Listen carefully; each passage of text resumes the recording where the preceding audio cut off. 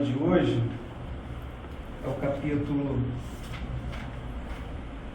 6 em o Evangelho segundo o Espiritismo. Ele tem 8 fases do luto, que é o tema principal, mas que tem como subtítulo esse item 8, que é o Cristo Consolador, mensagem dos Espíritos, e é a mensagem do Espírito de verdade. E ele começa falando que Deus consola os humildes e dá força aos aflitos que imploram por ela. Seu poder cobre a terra inteiramente e por toda parte, ao lado de cada lágrima, ele colocou um bálsamo que consola. E é interessante que esse capítulo 6, eu estava me preparando para fazer o estudo, eu lembrei que no livro Recordações da Mediunidade, da Ivone Amaral Pereira, esse capítulo era o que ela, digamos assim, mais se socorria para fazer ali as preces, os estudos dela. E ela narra uma situação particular, peculiar que aconteceu com ela. Em determinado momento da vida dela, ela é levada à cidade de Petrópolis e lá ela começa a morar abaixo, né? Ela começa a residir em um local em que, em determinado momento, ela começa a ouvir barulhos, manifestações de um espírito desencarnado. E ela era a única espírita naquela casa. As pessoas que estavam lá não tinham conhecimento da doutrina espírita, não professavam também a religião. A casa espírita mais próxima era muito longe de onde que ela estava, e era só ela e ela, a princípio, naquela situação. E ela pesquisando, e no decorrer daqueles acontecimentos, ela começa a ter a visão, a vidência daquele espírito. Aquele espírito começa a aparecer para ela, mas só ela que via e só ela que ouvia aqueles barulhos. E ela, naquela pesquisa, ela descobre que aquele espírito tinha sido um espírito suicida e o construtor daquela casa. E o espírito não a ouvia e nem a via. Ela conseguia ter ali contato com ele, visual, mas ele não respondia às comunicações que ela tentava, o diálogo que ela tentava desenvolver com ele. E a única, digamos assim, receita, a única saída que ela teve era o Evangelho. Então ela começou a fazer o Evangelho e o capítulo que ela se utilizava era o Cristo. Acho que agora sim, né? Então, o Evangelho segundo o Espiritismo, esse capítulo 6 do Cristo Consolador, era o remédio que ela tinha para, de alguma forma, tentar alcançar aquele espírito desencarnado de um suicida que estava ali ainda preso àquela residência. E ao passar de um ano, ela narra que ao final de um ano, aquele espírito finalmente ele foi levado para uma colônia, mas ele continuou naquele período todo ali, sem ter contato com ela. Ele não a ouvia. E era interessante que ela narra que aquela aproximação com ele desenvolvia nela a vontade do suicídio. E ao final daquele ano, quando termina aquela conversa com o mentor dela sobre aquela situação, ele explica que para ela foi ao mesmo tempo uma prova e uma expiação. Uma prova porque com aquele contato, a vibração dele despertava nela a vontade do suicídio. E ao mesmo tempo ela ia vencendo ali aquela situação, porque ela já, em outras vidas, ela já tinha desencarnado por conta do suicídio. E ao mesmo tempo, o benfeitor informa a ela que era uma expiação também, para ela entender e compreender o trabalho que o espírito de um suicida dava para os encarnados e também para os desencarnados. Então, para ela, foi uma prova e uma expiação. E para nós, como abre aqui esse capítulo, ele denota a consolação que Deus, Jesus e os benfeitores têm para todos aqueles que necessitam de ajuda, seja encarnado ou desencarnado. O espírito desencarnado estava ali preso por conta do suicídio e ele é amparado por aquela médium, por aquela pessoa e, obviamente, com o amparo e o consolo dos benfeitores espirituais. Então, essa nossa primeira ideia remete a esse fato narrado pela Dona Ivone, que denota para nós todo esse amparo, todo esse consolo, toda essa proteção, digamos assim, que os espíritos nos dão em todos os momentos da nossa existência material ou na fase espiritual também, no momento da desencarnação, nós sempre vamos ter um amparo no consolo. E o texto, ele fala em Deus, começa falando com Deus, e quando a gente vai lendo também esse título, esse item, ele é pequeno, ele é curto, mas ele tem muitos conceitos aqui para nós, para a nossa reflexão e para o nosso entendimento. E a forma como a gente, pelo menos a minha sensação que eu tive ao fazer a leitura desse item, é que nós estamos amparados por Deus, Deus nos está consolando, e Ele nos dá também essa demonstração, principalmente no momento do luto, quando nós estamos enfrentando o luto, da nossa relação com Deus, principalmente no momento do luto.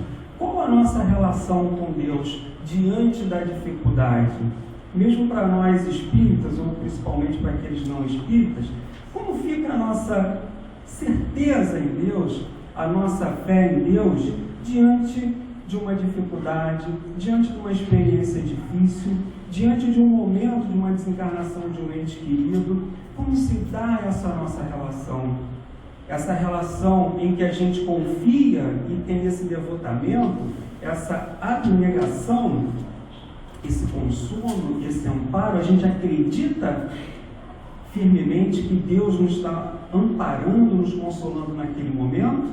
Ou bate uma dúvida, um receio? Será que Deus realmente está sabendo o que está acontecendo comigo? Será que meu benfeitor espiritual, ele está realmente me amparando, me consolando, ou eu estou sozinho nessa jornada? Então, no momento da dificuldade, é que a gente vai reafirmar esse nosso conceito, essa nossa relação com Deus, essa nossa certeza. E é normal que na dificuldade a gente tenha alguma dúvida, sim, a gente reclame ali de Deus, sim, é natural que isso aconteça. Mas o que a gente não pode é criar uma concepção ou uma dúvida infinita, digamos assim, talvez infinita não, mas algo mais forte, uma dúvida se realmente Deus existe ou não e se Ele está no controle do universo. São as dificuldades, são as tragédias. Tivemos a tragédia recente agora no Rio Grande do Sul, tivemos recentemente, algum tempo atrás, a pandemia, e isso nos leva a perguntar: mas onde está Deus que deixa isso acontecer? Então, nesse primeiro momento, a gente tem que reavivar cada vez mais o conceito de Deus, os seus atributos, o conceito dos atributos de Deus, a sua infinita bondade, inteligência suprema, causa primária de todas as coisas. Isso a gente decora, mas será que a gente sente isso? Será que a gente sente que Deus é a causa primária de todas as coisas, que Ele está no controle de tudo, que Ele é a inteligência suprema? Estamos aqui nessa jornada para realmente aprender esse sentimento, esse amor, essa relação divina, e precisamos colocar os nossos corações, os nossos pensamentos, para a gente desenvolver essa percepção, precisamos sentir. Estamos na fase ainda do estudo, da compreensão, mas em algum momento da nossa jornada, a gente vai ter que sentir as leis de Deus em nós. Os exemplos de grandes missionários que estiveram com a gente, que não duvidavam. São espíritos já evoluídos, já desenvolvidos, mas que eles não tinham dúvidas da missão que eles tinham e principalmente do amparo de Deus na vida. Então esse sentir é que a gente tem que se permitir em relação às leis de Deus, em relação a Deus na nossa vida. Esse talvez seja o nosso principal foco da nossa existência. Sentir as leis de Deus. Estudar, compreender, a gente já está aí. Mas e o sentimento? Sentir. Essa lei tem que estar viva dentro de nós, vibrando dentro de nós. Diante de qualquer circunstância, de qualquer dificuldade, ela tem que estar bem latente, bem forte, bem firme. É a base para a nossa existência, para a nossa evolução. Então o texto aqui continua.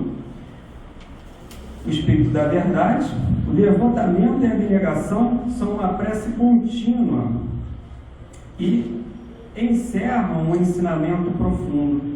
A sabedoria humana reside nestas palavras. Que todos os espíritos sofredores possam compreender essa verdade, em vez de se revoltarem contra as dores e os sofrimentos morais que são o seu quinhão aqui na Terra. Esse capítulo também ele me remete, esse texto, ao capítulo 9, bem-aventurados que são mansos e pacíficos, e o item 8, item 7 e 8, que é a paciência, o item 7, e o item 8, a obediência e a resignação. E no capítulo 7, é o Espírito amigo, e ele narra para a gente que a dor é uma bênção que Deus envia aos seus eleitos. Se nós tivermos uma visão materialista, uma visão humana, a gente vai ter dificuldade de compreender essa passagem. Se eu não estou aqui para sofrer, eu não quero sofrer. Eu quero ser feliz. Estou num mundo de provas e expiações, mas eu quero ter uma vida de mundo feliz. Não quero ter dificuldade, não quero sofrer. Como que Deus envia uma dor e essa é uma bênção aos seus eleitos? Então a gente tem que... a grande maravilha da doutrina espírita é que ela é toda encadeada. Você tem que ler um pedaço aqui, uma outra parte ali, para você entender. Que ela fala isso, se a gente ler isso separado, a gente pode ter uma dificuldade de interpretação. Mas quando a gente vai lá no capítulo 2, ponto de vista futuro, que ele diz que aquele que se eleva, como se ele estivesse vendo tudo de uma montanha, ele tem uma visão diferente daquele que vê de baixo. E ele diz que quando a gente olha com os olhos do Espírito, a gente começa a ter uma compreensão alargada, uma visão mais abrangente daquilo que nós estamos realmente percebendo. Então, quando ela fala na dor, quando ela fala nessa experiência difícil, a gente vai entendendo na lei de reencarnação, na lei de causa e efeito, a gente vai entendendo que essas experiências, elas de alguma maneira são inerentes à nossa programação espiritual, à nossa evolução. Elas fazem parte, elas acabam sendo um remédio para aquelas dores, as dificuldades que nós temos. Vamos ali aprendendo, vamos reparando, se a prova, se a expiação, não importa muito o detalhe, mas se a experiência está vindo como uma dor, como um sacrifício, como um sofrimento, naquele momento é o melhor para mim. Porque Deus permitiu, porque Deus concedeu isso para nós. como uma possibilidade de se reajustar. É por isso que ela diz que a dor é uma bênção que Deus envia aos seus eleitos. A gente poderia até aprofundar mais isso, obviamente, tem mais questões para a gente aprofundar, mas essas dificuldades, elas chegam como uma forma de auxiliar a nossa caminhada e a nossa trajetória nesse mundo material para o nosso desenvolvimento. E ele continua aqui, por isso, e também nesse capítulo 7, ele vai falar que a gente reclama muito das dificuldades, mas se nós compararmos entre bênçãos e sacrifícios, ele vai ver que nós temos muito mais bênçãos do que dores, do que sofrimento. Mas a gente ainda tem essa dificuldade de percepção, e o que nos marca mais é o lado negativo. Então ele diz, se você fizer uma relação, lista quais são as suas bênçãos, e a gente tem que entender o que é bênção. Ter um corpo físico saudável é uma bênção? Ter uma casa, um lar para dormir é uma bênção? Ter um alimento é uma bênção? Aí a gente tem que saber o que é bênção e o que não é. Porque tem pessoas que às vezes não têm um corpo saudável, que não tem uma casa para dormir, um lar para dormir, não tem um alimento para matar a sua fome. E muitos de nós temos essa possibilidade. Então a gente consegue enxergar isso como bênção, ou a bênção está naquilo que a gente ainda não tem. Está naquele supérfluo que a gente quer, mas não conseguiu ainda, e a gente não se acostuma, ou não, digamos assim, se satisfaz com o que nós temos. Então essa questão é que a gente tem que avaliar o que são bênçãos e o que são dificuldades na nossa vida. E quando ele diz aqui também da abnegação e do devotamento, que nós vamos passar pelas nossas dificuldades, pelos nossos sofrimentos, pelas nossas dores, mas mantendo essa fé, mantendo essa, digamos assim, essa certeza em Deus, sabendo que essa dificuldade é uma dificuldade momentânea, passageira, ela é temporária na nossa existência. O sofrimento, a dor pela perda de um ente querido, que é justa essa dor, esse sofrimento, mas é algo que vai ser passageiro, é temporário. E isso não pode abalar essa nossa fé, essa nossa certeza em Deus em nossas vidas. E ele vai falar mais à frente em resignação, esse devotamento, essa abnegação, que fala para nós concluímos com a resignação, que é quando a gente aceita aquela questão de coração, é a aceitação de coração. É diferente da obediência, né? A obediência é quando você aceita por um dever. A resignação é quando você aceita aquilo de coração, sem se revoltar, sem, digamos assim, causar um desequilíbrio e uma dificuldade na pessoa que está sofrendo aquela dor, aquele, digamos assim, aquele fato que traz essa, digamos assim, contrariedade. E nesse nosso relacionamento com Deus, é muito interessante, né? Que a nossa forma, digamos assim, de compreender Deus é aproximando mais de nós. Aí eu falo isso por mim, né? Qual a minha forma de compreender Deus? O que eu sou capaz de fazer? Será que eu sou capaz de errar ainda? Será que eu sou capaz de, em algum momento, ter uma omissão?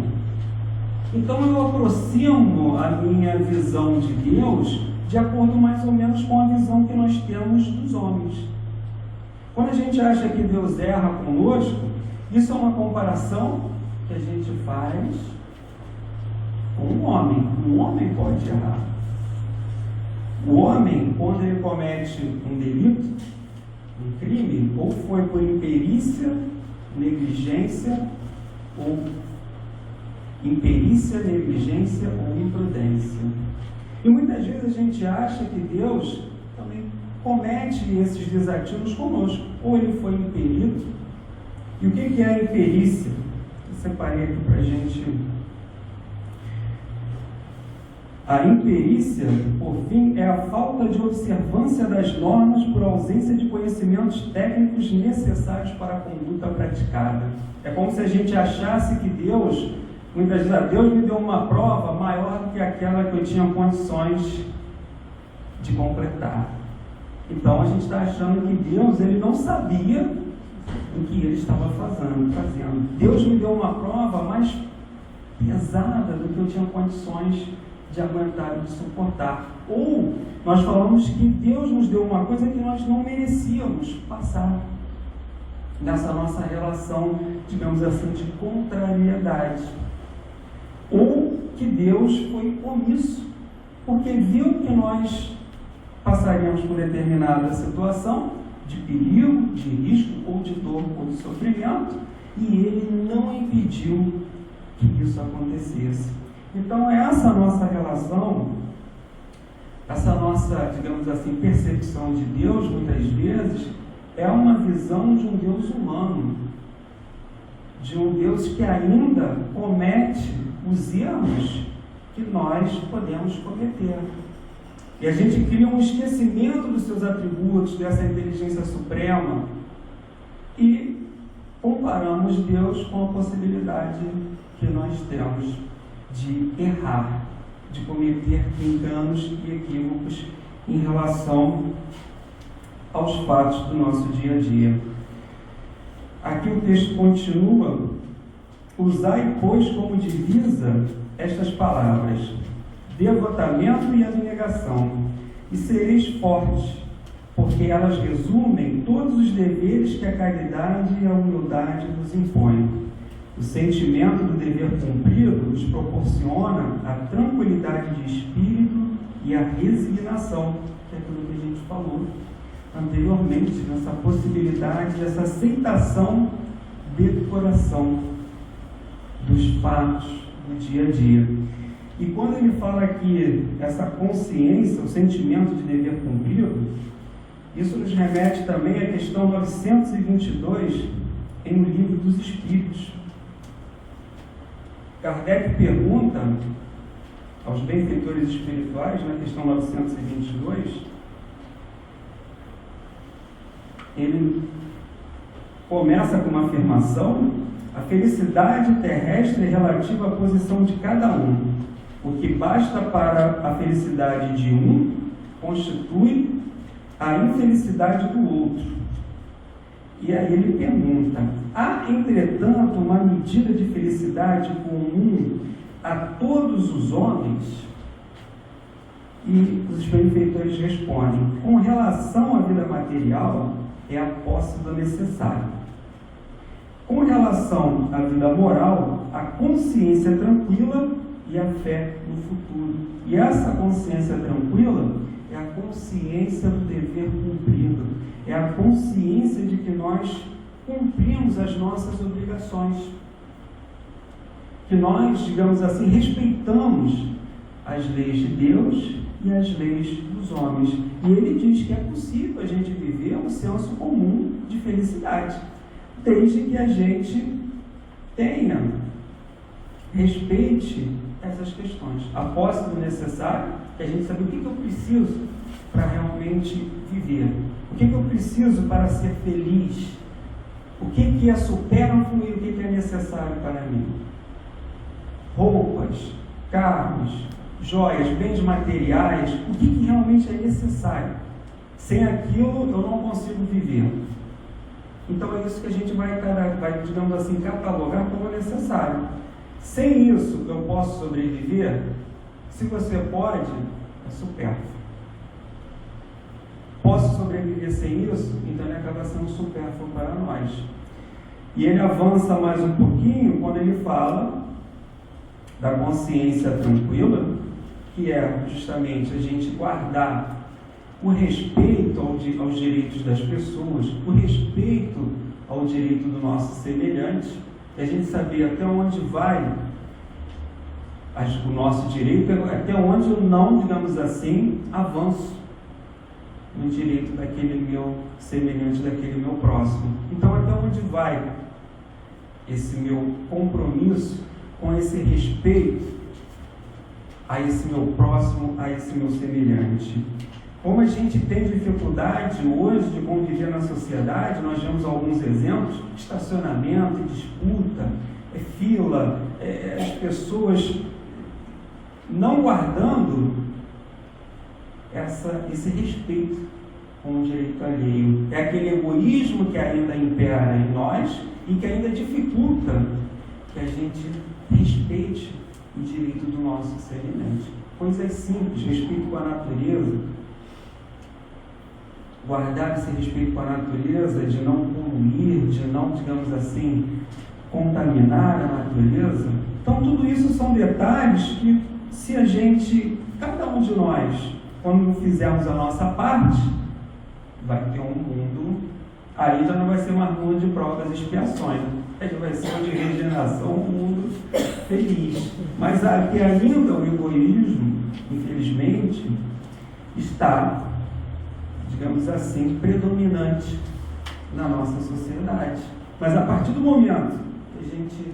E aí a beleza do espiritismo, da religião espírita, da doutrina espírita, que nos ensina essas questões que, digamos assim, sobrepõem até da religião, da religiosidade, no sentido mais do culto, mas dessa prática de comportamento moral. E é por isso que ele fala, do ponto de vista moral, a consciência do dever cumprido e a fé no futuro. Essa fé que a gente vai guardar conosco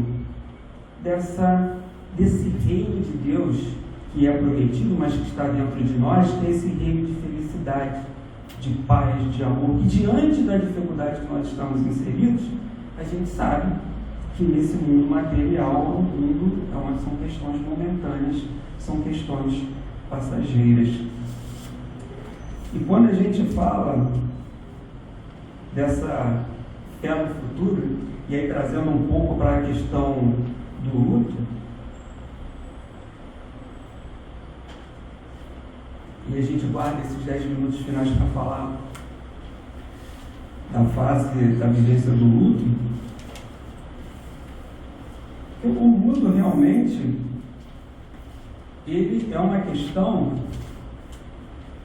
que desafia a nossa compreensão, desafia a nossa vivência.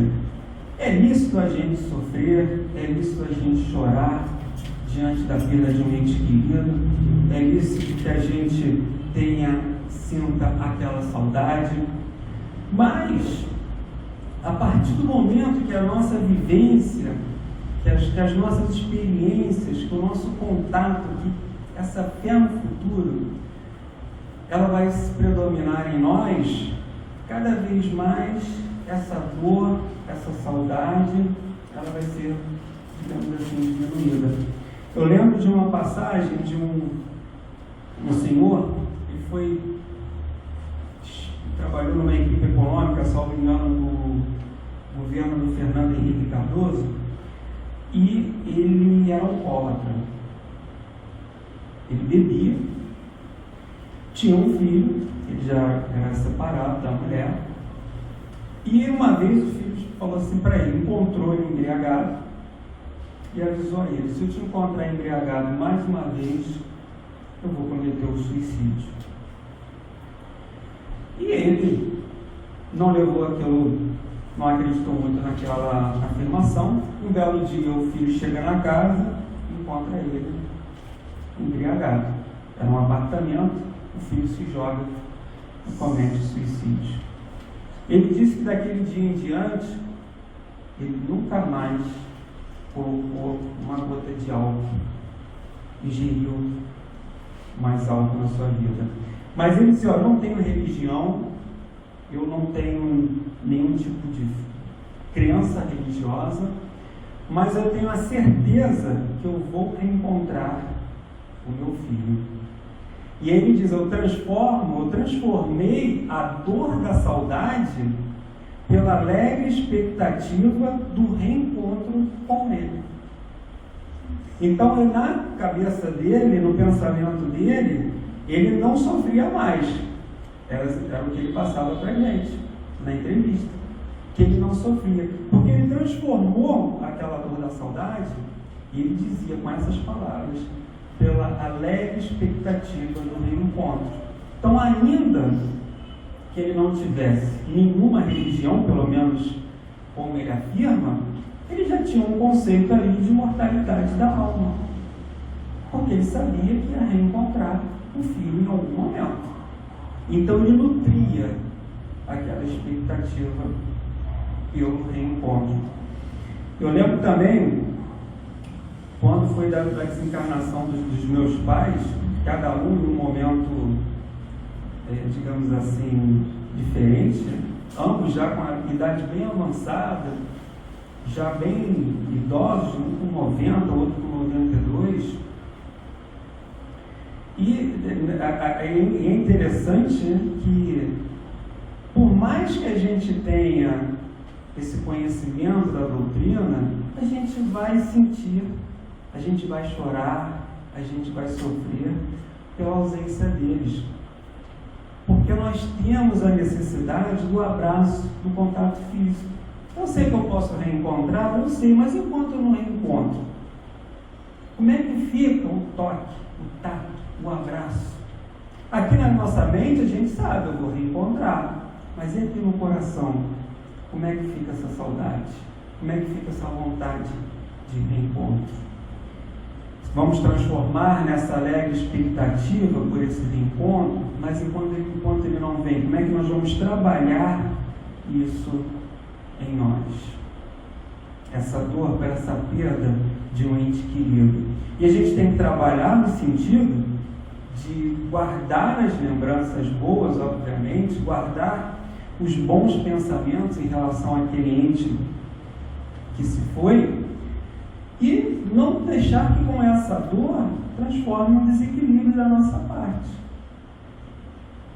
num sofrimento que seja algo contínuo e constante, e que de alguma maneira vai nos prejudicar e prejudicar aquele que partiu, que regressou para a pátria espiritual. Então eu sei que eu tenho que trabalhar isso em mim, trabalhar essa saudade, trabalhar essa dor por essa ausência, trabalhar isso não no sentido de esquecer aquele que partiu, mas de que essa lembrança não me desequilibre de alguma maneira, não traga nenhum desconforto. E vamos ter que pedir ajuda se não estamos conseguindo, digamos assim, suportar isso sozinhos, pedir ajuda aos profissionais da psicologia, chegar até o templo religioso, a casa espírita, ou aqueles que a gente tem afinidade, ou aconselhar aquelas pessoas que estejam passando por isso. Nós vamos ter que pedir ajuda para a gente conseguir suportar estas questões. Eu lembro também de uma entrevista agora recente de um senhor no Rio Grande do Sul. A família dele foi vitimada por essa enchente. Ele foi o único que sobreviveu. Desencarnou a esposa, desencarnou a filha e desencarnou o cãozinho dele. E ele é entrevistado e o repórter pergunta: como é que você está? O que você está sentindo? E ele diz: Deus deve ter um propósito para mim. Porque se ele me manteve aqui, ele tem um propósito para mim. Porque eu fui o único que sobrevivi. Tudo que eu mais amava, digamos assim, se foi. Mas ele me deixou aqui. Então, se ele me deixou, eu tenho um propósito. Ele tem um propósito para mim. E é nisso que eu vou, digamos assim, me sustentar para eu conseguir suportar essa dificuldade, essa dor pela ausência deles.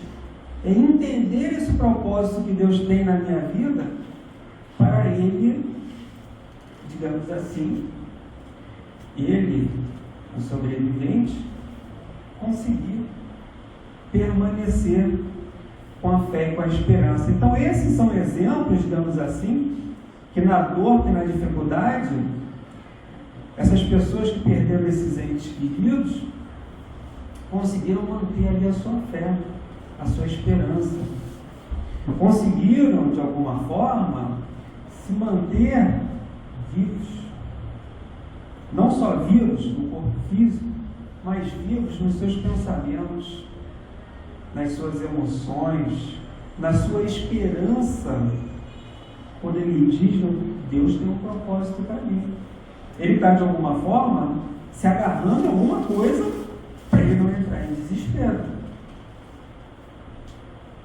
para suportar aquela dor, aquela passagem daqueles entes queridos. Então essa dor, esse choro, eles são lícitos, eles são justos, porque vamos ter essa necessidade do abraço, vamos ter essa necessidade do contato. Nós sabemos que podemos reencontrar em sonhos. Tudo isso, digamos assim, já nos avisaram em algum momento. Você vai reencontrar um dia, você pode sonhar, pode reencontrar um sonho também. Às vezes a gente tem uma curiosidade, até lá no Leão Denis, não sei se ainda tem, mas tinha aqueles receptórios que você... Eu mesmo perguntei do meu pai, da minha mãe, que é curiosidade. É isso? Então pode perguntar? Então eu vou perguntar, porque eu quero saber como é que eles estão. Se for possível, eu vou me responder. Se não for, eu nem me lembro qual foi a resposta, mas eu sei que eu perguntei para algumas pessoas. Que a gente vai ter essa curiosidade, a gente vai ter essa necessidade, que a gente quer que eles estejam bem. A gente quer que eles estejam bem, livres daquelas dores, daquelas dificuldades que às vezes os vitimaram na desencarnação. A gente quer que eles estejam bem, sem dor e sem sofrimento. Então essa curiosidade, essa esperança, esse, digamos assim, esse choro, nossa, é lícito, mas a gente tem que trabalhar para que a gente não entre num desequilíbrio, não faça com que essa dor, essa saudade, bloqueie a nossa vida que nós estamos aqui inseridos. E como esse Senhor falou, se Ele me manteve aqui, Ele tem um propósito para mim. E Deus tem um propósito para todos nós, e nós sabemos isso através do nosso planejamento reencarnatório. Meus irmãos, nós terminamos aqui o estudo de hoje, agradecendo a Deus, agradecendo aos benfeitores espirituais que nos amparam neste momento, desejando a todos muita paz em seus corações e até um próximo encontro, se Deus quiser.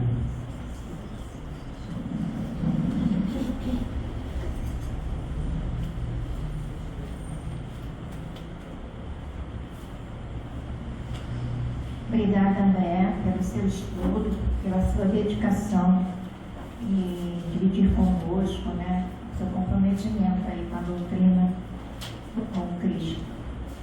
Mas nós vamos continuar, porque agora nós vamos fazer a leitura que encontra-se no verso da nossa página, que é o Evangelho segundo o Espiritismo, que o irmão André usou também para trazer o estudo. E o Evangelho já é também uma preparação para logo após a segunda música nós entrarmos no momento do passe. Evangelho segundo o Espiritismo, capítulo 6, o Cristo Consolador, o item 8. A vinda do Espírito de verdade. Deus consola os humildes e dá força aos aflitos que imploram por ela. Seu poder sobre a terra, inteiramente e por toda parte, ao lado de cada lágrima, Ele colocou um bálsamo que consola. O devotamento e a abnegação são uma prece contínua e encerram um ensinamento profundo.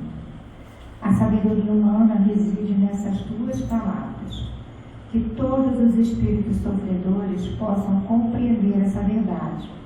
E em vez de se revoltarem contra as dores e os sofrimentos morais que são o seu quinhão aqui na terra, usai, pois, como divisa estas duas palavras, devotamento e abnegação, e sereis fortes, porque elas resumem todos os deveres que a caridade e a humildade vos impõem.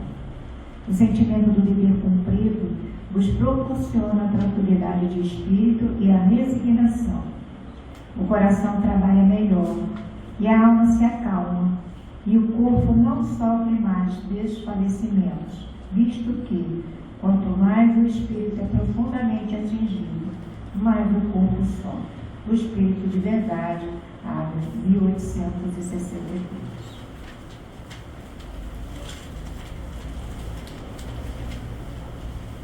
Vamos trazer a figura do Mestre querido Senhor Jesus Cristo para bem perto de nós, porque é assim que ele se encontra, pertinho da gente. Nós é que às vezes não percebemos. Vamos rogar a esse irmão maior, médico de nossas almas, que nesse momento do passe possamos receber o que cada um de nós necessita, de acordo com as nossas possibilidades. Vamos rogar a Teresa d'Ávila, a Francisco de Assis, Rafael, Ubirajara. Vamos rogar a Maria de Nazaré e ao Pai misericordioso toda a sustentação e todo o amparo para que a espiritualidade amiga que aqui se encontra para a tarefa dos passes possam atender às nossas necessidades.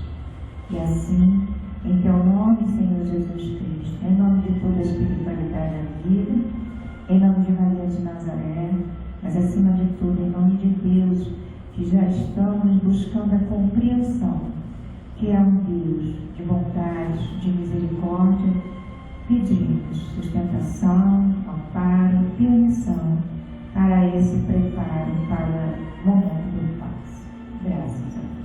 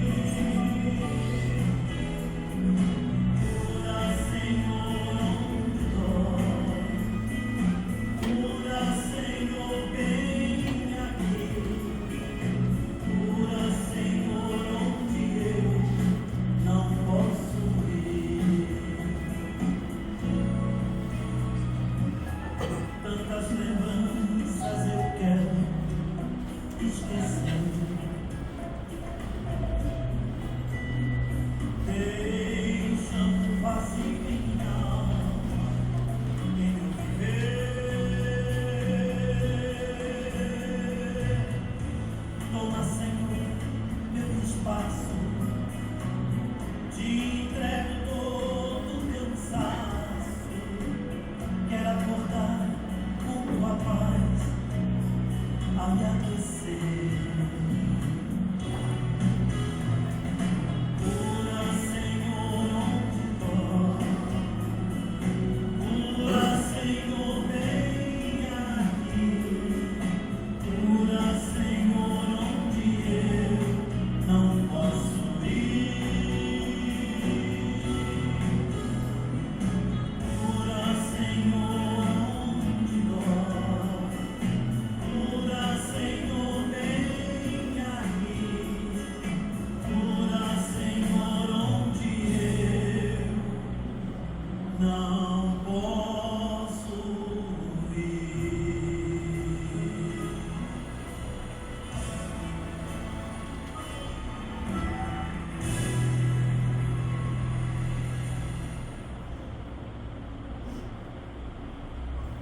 Nós vamos manter o silêncio para ouvirmos a palavra amiga da espiritualidade amiga.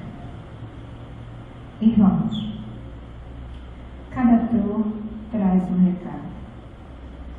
Para perceber a lição, contudo, é necessário uma observação minuciosa dos detalhes para o melhor aproveitamento do aprendizado e, consequentemente, conquista da competência de viver. Ninguém vive a esmo. O cientista já afirmava que Deus não joga dados com o universo. Tudo tem uma finalidade útil na construção do futuro pessoal ou coletivo. Analisemos assim os detalhes da dor, da nossa própria dor. Sensibilidade exagerada ou real? Orgulho ferido pela perda da condição anterior considerada ideal? Inquietação diante da melhora prometida pela medicação tão cara? Sofrimento diante da indiferença dos profissionais que prestam os cuidados? Desdação pela dependência temporária? Analisemos os detalhes da nossa dor. Encarnados ou desencarnados, somos desafiados no esforço da fé, na determinação em seguir o objetivo amorosamente traçado. Dor não precisa ser sinônimo de perda. Dependendo do ponto de vista em que é encarada, pode significar qualificação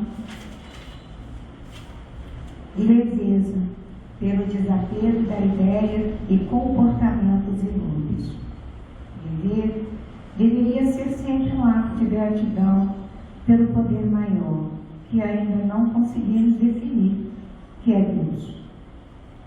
A mente, sintonizada na expectativa do melhor, consegue caminhar com serenidade e segurança, pois deixa-se penetrar pelas ondas do amor, que revigora e cura todas as chagas da alma.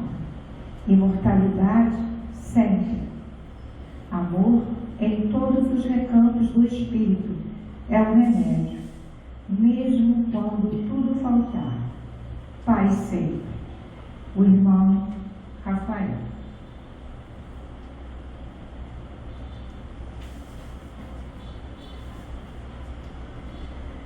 Nós vamos unir os nossos pensamentos, os nossos sentimentos e realizarmos a nossa prece de encerramento. Que hoje aprendemos mais um pouquinho que essa conversa amiga com esses amorosos amigos espirituais, com os nossos mentores espirituais, com Cristo. Obrigada, Senhor Jesus Cristo, por mais uma oportunidade de termos participado dos estudos que trazem o teu esclarecimento das tuas verdades. Buscarmos, assim, compreender as leis do Pai. Obrigada, Teresa d'Ávila, Rafael, Francisco de Assis, Ubirajara. Obrigada, Maria de Nazaré, Mãe de todos nós. Obrigada, Pai, pela tua infinita misericórdia para com todos nós, que possamos retornarmos aos nossos pontos de origem, aos nossos lares, levando essas vibrações de paz, de harmonia, de equilíbrio, de bom ânimo, que aqui recebemos nessa noite. Gratidão sempre. Graças a Deus.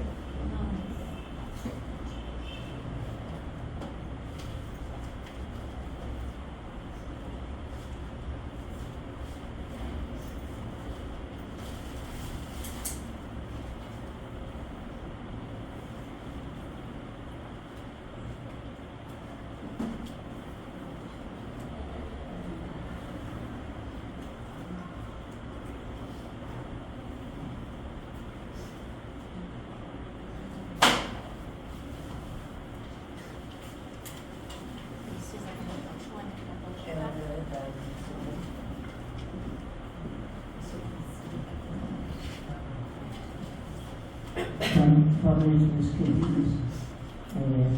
Mais uma vez, boa noite a todos.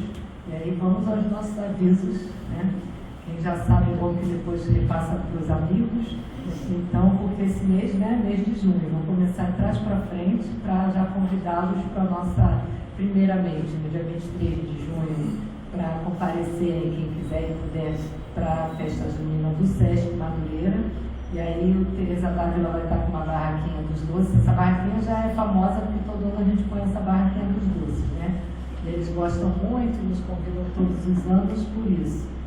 E então a festa vai ser a partir do meio-dia e, perdão, vai ser, os ingressos devem ser comprados antecipadamente, se eu não me engano estão R$8 a inteira e 4 a meia, mas quem é sócio do SESC, né, geralmente tem mais um desconto.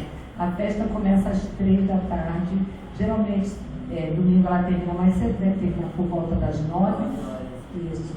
E aí é muito legal. A festa sempre tem quadrilhas, aquelas quadrilhas mesmo, ensaiadas, treinadíssimas, lindas, sempre tem atrações, grupos que tocam, é bem animado. Assim, quem puder e quiser ir, não sei se vocês já conhecem lá no Sesc Madureira, é uma quadra assim gigante plana, porque quando a gente tem a festa que a gente gosta que é pertinho, mas aqui é meio que subidinha, então a gente tem que ficar indo atrás das atrações. Lá não, as barraquinhas ficam em volta. Vamos ver se a nossa vai poder ficar no mesmo lugar, né, que a gente geralmente fica. Vamos definir no dia que a gente fica bem animado lá. E também, porque ingressos são limitados, porque eles estão com o espaço um pouco mais reduzido. E também tem os voluntários que ficam nas barraquinhas, na nossa barraquinha. Então, cada um que for voluntário fica um período pequeno ali e vai trocando com o outro que também está voluntário na mesma situação. Além disso, no domingo seguinte, dia 30, aí nós vamos ter um arrasta-pé aqui nesse terraço. É uma festança com direito às brincadeiras para as crianças, que a Madi já está organizando. E aí nós também vamos contribuir com os doces, tanto dia 23 quanto dia 30, quem tiver seus talentos aí para a gente trazer, mas no dia 30, porque aí é todo mais fácil, porque a gente vai ter salgados também, além das brincadeiras e dos doces. E aí temos uma quadrilha especial que é formada por nós mesmos, que entramos na hora e fica muito animado, muito bom. Tem mais, tem o Boi do Maranhão. Vai ter o Boi do Maranhão, que vai se apresentar. lugares assim, né? Eu adoro, eu já gosto do folclore do boi do Fubá, e aí vai ser aqui na nossa casa. E além disso, as terças-feiras nós temos reuniões voltadas também, e principalmente para o tratamento espiritual, então sempre quem precisar, seja às 15 ou às 19, a reunião pública é normal como a de hoje, mas temos também o tratamento espiritual. Depois da reunião das 15, a partir das 16h30, nós temos os estudos presenciais do Livro dos Espíritos, do Evangelho e do Livro dos Médiuns. Às quintas-feiras, às 19 horas, essa nossa reunião, voltada à Noite das Consolações, e também, ao mesmo tempo, online, nós temos os cursos que são das obras póstumas, o Céu e o Inferno e a Gênese. Aos domingos, no primeiro domingo do mês, nós temos a reunião luta e T7, como a Deusa diz aqui no puxadinho. E aí a reunião pública é das 18 às 19h30, aí tem o bolo dos aniversariantes do mês, aquela coisa de confraternização que vocês sabem que a nossa casa sempre fala de fraternal, né? Além disso, a gente não pode esquecer de prestigiar aos domingos, todo domingo às 18 horas, nós temos o estudo do Evangelho segundo o Espiritismo, que eu digo que é o encontro do Evangelho com Teresa Dávila. Então tem um estudo de 15 minutos no nosso canal no YouTube, que acontece todo domingo, ele é gravado, então sempre tem um de nós apresentando o estudo, também é bem legal. E agora nós temos um lanchinho também light, fluidificado. Hoje tem canjica de amendoim, que é de Santo Antônio. Pois é, hoje é de Santo Antônio. E assim, às vezes, com sorte, a gente ainda pega às vezes aqueles caldos da Deusa. Tem, ainda tem. Aquele caldo, olha, eu estou falando com sinceridade, eu não sei o que o Deus está fazendo esse caldo. Ela faz um caldo assim, parece tão simples, uma delícia, né? Então vamos dar uma sustância, porque é fluidificado. Obrigada, tá? Boa noite.